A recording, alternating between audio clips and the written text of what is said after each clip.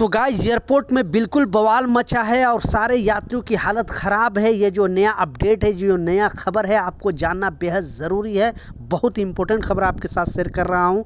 देश की राजधानी दिल्ली का इंदिरा गांधी इंटरनेशनल एयरपोर्ट देश की सबसे व्यस्त हवाई अड्डा है। आपको मालूम है यहाँ रोज़ाना 1000 से ज़्यादा फ़्लाइट लैंड करने के साथ साथ टेक ऑफ भी करती है। इसमें से हज़ारों की तादाद में इंटरनेशनल और डोमेस्टिक पैसेंजर ट्रैवल करते हैं। ऐसे ही में किसी भी तरह की समस्या आने से बड़ी खबर में मतलब तब्दील हो जाती है, प्रभावित हो जाती है। एयरपोर्ट पर एक बार फिर ऐसा ही मामला सामने आया है। दिल्ली हवाई अड्डे पर एक दो नहीं बल्कि 48 फ़्लाइट को रद्द करना पड़ा। इनमें से कई टेक ऑफ करने वाली थी तो कई दिल्ली एयरपोर्ट पर लैंड करने वाली थी। इतनी बड़ी जो संख्या में फ़्लाइट कैंसिल होने की सैकड़ों की तादाद में लोग प्रभावित हुए। सबसे ज़्यादा एयर इंडिया और इंडिगो की फ़्लाइट प्रभावित हुए। ऐसा जो संकट सामने आया है, लोग अजीबोगरीब समस्या में पड़ गए हैं। इंदिरा गांधी इंटरनेशनल हवाई अड्डे की बात जो है वो 23 जून 2025 के विमानों की आवाजाही बुरी तरह प्रभावित हुआ, जहां अब तक 48 जो फ्लाइट की जो रद्द होने की पुष्टि की गई है। इनमें से 28 आगमन और 20 प्रस्थान उड़ने वाली शामिल है। एयरपोर्ट सूत्रों के अनुसार सबसे अधिक असर एयर इंडिया और इंडिगो की सेवाओं पर पड़ा। एयर इंडिया ने 17 आने वाली और 10 टेक ऑफ करने वाली उड़ानों रद्द की गई। वहीं इंडिगो की 8 लैंड करने वाली और 7 डिपार्ट करने वाली उड़ानें प्रभावित हुई है। इनके अलावा अन्य घरेलू और इंटरनेशनल एयरलाइंस की 3-3 उड़ानें रद्द की गई है।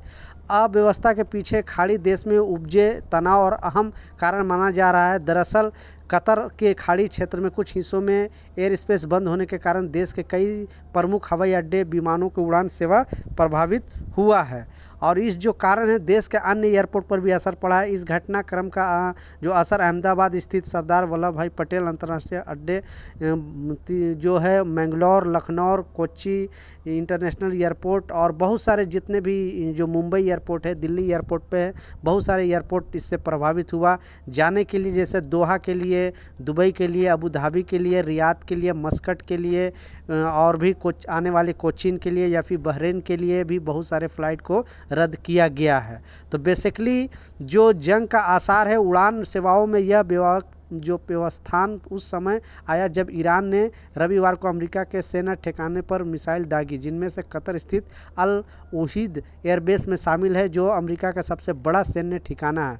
यह मामला अमेरिका द्वारा ईरान में 3 परमाणु ठिकाना जो नाताज, इफ़ाल और फोर्दो पर किए गए हवाई हमले के जवाब में माना जा रहा है।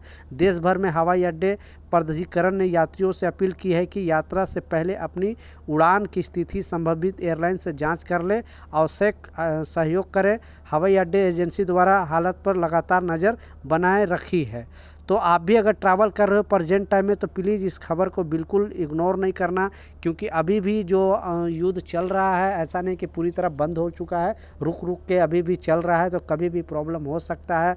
थोड़ा दिन पहले भी न्यूज़ में आपको बताया था कि इस तरह का अपडेट आ रहा है और बेसिकली खाड़ी देश में जो ईरान का जो प्रॉब्लम है, ईरान जो वहाँ से अटैक करने वाला है, जैसे दुबई है, ओमान है, कतर है, सऊदी है, बहरीन है, और भी देश में भी अटैक कर सकता है। लेकिन अभी कतर में इस तरह का अपडेट आया है। और कतर में जैसा आपको मालूम है कि पूरी तरह मतलब अटैक किया और वहाँ पे बहुत सारे जो उसमें कोई जान माल का कोई नुकसान नहीं हुआ, लेकिन जितने भी एयर स्पेस है बंद कर दिया गया। बहुत सारे फ़्लाइट तो वापस लौट गए और बहुत सारे फ़्लाइट तो वहाँ से टेक ऑफ ही नहीं किया। इसलिए अभी प्रेजेंट टाइम में अगर ट्रैवल कर रहे हो खाड़ी देश के लिए, जैसा बताया जो 6 कंट्री है खाड़ी देश, बहरीन है, ओमान है, कतर है, सऊदी है, बहरीन है, तो ये सब देश के लिए अगर ट्रैवल कर रहे हो तो अपडेटेड रहे। इसलिए जो वहाँ की गवर्नमेंट ने और जो इंडियन गवर्नमेंट है, जो इंडियन एयरपोर्ट अथॉरिटी है, सारे यात्रियों को फिर से वार्निंग दिया। प्रेजेंट टाइम में अभी जा रहे हो तो ज़रूर लेटेस्ट अपडेट देखकर अपने फ़्लाइट के टाइमिंग देखकर ही जाए। तो ये कुछ अपडेट था, कुछ जानकारी था, मैं सोचा आप लोग के साथ शेयर करूँ। कुछ सवाल है, कुछ कन्फ्यूजन, नीचे कमेंट सेक्शन में ज़रूर लिखें, मैं ज़रूर आपको रिप्लाई करूँगा। मिलता हूँ नए अपडेट के साथ, नई जानकारी के साथ। जब तक जय हिंद।